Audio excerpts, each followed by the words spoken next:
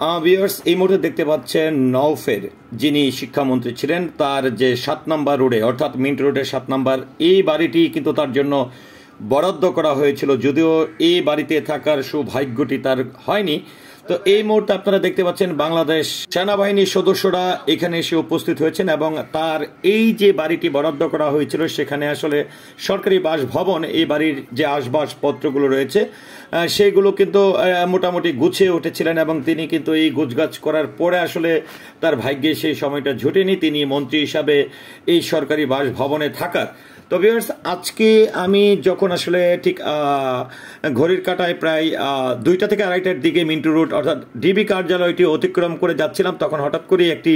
Television channel আমার চোখের সামনে পড়ে, বাংলা ভিশন, এবং সে সাংবাদিকটিও কিন্তু আমার খুব নিয়ারেস্ট ছোট ভাই। তো তার প্রেক্ষিতে আমি জানতে পারি যে এখানে নওফের যিনি শিক্ষামন্ত্রী ছিল তার এই যে বাসভবনটি সরকারকৃত বরাদ্দকৃত যে বাসভবনটি রয়েছে সেই বাসভবনের থেকে ট্রাকে পিকআপে ভ্যানে করে কিছু মালামাল সরিয়ে নেওয়া হচ্ছে। তো সেই কিউরিওসিটির জায়গা থেকে আমি প্রবেশ করার পরপরই একটি বাংলাদেশ সেনাবাহিনীর একটি গাড়ি আমার চোখে পড়ে। তারপরে কিন্তু আমি সাংবাদিকবৃন্দদের সঙ্গে বা বাংলাদেশ সেনাবাহিনীর সদস্যদের সঙ্গে আমি সেখানে প্রবেশ করি এবং যাওয়ার পরে আসলে যে দৃশ্যটি আমার চোখে পড়ে, সেনাবাহিনী যে অনেকটাই আসলে হতবাক হয়ে যায় যে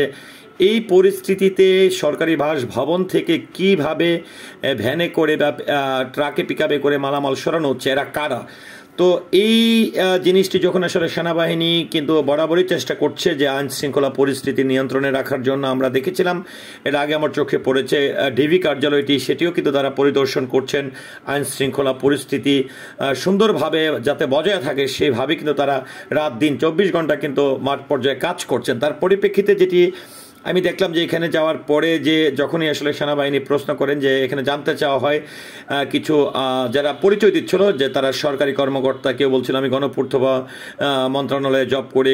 এরকম আর কি বিভিন্ন যে এই সরকারি বাসভবনগুলো আসলে যারা নিয়ন্ত্রণ করে থাকেন কিংবা এই বাসভবনকে গুছিয়ে দিয়ে থাকেন। তো আসলে সবচেয়ে বড় যে বিষয়টি আমি নিজেও অবাক হয়ে গেলাম যে আসলে যেখানে সরকার পতন হয়েছে কিংবা এই যে সরকারি বাসভবন, আমি জানি না যে সেটিকে সঠিক আইন কিনা, যে যেখানে মন্ত্রী নেই কিংবা সরকারি বাসভবন থেকে কেউ চাইলে বা কোনো কর্মকর্তা চাইলে সেখানে পেপারস বা অনুমোদন ছাড়া, সরকারি কাগজপত্র ছাড়া এসে সেই মালামাল তারা নিয়ে যেতে পারে কিনা আমি জানি না। তো ঠিক আমি দেখেছি যে চৌকস সেনাবাহিনীর দল যারা এসেছিলেন সদস্যরা, চৌকস সেনাবাহিনীর সদস্য যারা ছিলেন তারা কিন্তু খুব সুন্দরভাবে সেটাকে হ্যান্ডেলিং করার চেষ্টা করেছে এবং ঊর্ধ্বতন কর্মকর্তাদের সঙ্গে তারা যোগাযোগ করে এটাকে আসলে অনেকটাই ঠেকিয়ে দিয়েছে এবং যাতে করে সরকারি মালামাল, সরকারি বাসভবন, সরকারি স্থাপনাগুলো ঠিকঠাক থাকে সেই জন্যই কিন্তু তারা কাজ করে। তো ভিউয়ার্স, আমি সেটাই দেখালাম যে 9ই আগস্ট এখন একদিকে পল্টনে বিএনপির জনসভা চলছিল, অন্যদিকে কিন্তু দেখছিলাম বাংলাদেশ সেনাবাহিনী কিন্তু ওই আইন শৃঙ্খলা পরিস্থিতি নিয়ন্ত্রণের জন্য বা কোথাও যাতে যেন সহিংসতা না হয় কিংবা লুটতরাজি যে সৃষ্টি করার চেষ্টা করা হচ্ছে সেটিও যেন প্রতিহত করার জন্য কিন্তু তারা মাঠ পর্যায়ে সুন্দরভাবে কাজ করছে। তবে আমি একটি কথাই বলবো যে আসলে আইনের প্রতি শ্রদ্ধা রেখে এবং এই দেশ আমাদের, এই দেশের সম্পদ আমাদের, এই সম্পদ রক্ষা করা, এই দেশের মাটি ও মানুষের সম্মান রক্ষা করা আমাদের সকলের নৈতিক দায়িত্ব। শুধুমাত্র কোনো বাহিনীই পারবে না এই দেশকে সুন্দর করে সাজাতে, সেখানে জনগণের সম্পৃক্ততা এবং সকলের সুদৃষ্টি থাকতে হবে, মহৎ উদ্যোগ থাকতে হবে। তো যাই হোক, আমি মিন্টু রোডের সেই 7 নম্বর রোডের নওফের যিনি শিক্ষামন্ত্রী ছিলেন তার বাড়ি থেকে যে আজকে একদম ঠিকই 5ই আগস্ট কিন্তু আমরা গণ অভ্যর্থন দেখেছি এবং সরকার পতন হয়েছে। সেক্ষেত্রে সরকার পতনের পরপরই আমরা শুনেছি যে অনেক মন্ত্রী, মিনিস্টার সহ প্রধানমন্ত্রী কিন্তু দেশ ছেড়ে চলে গেছেন। তো সেই প্রেক্ষাপটে এসে আসলে এই ধরনের বিষয়টি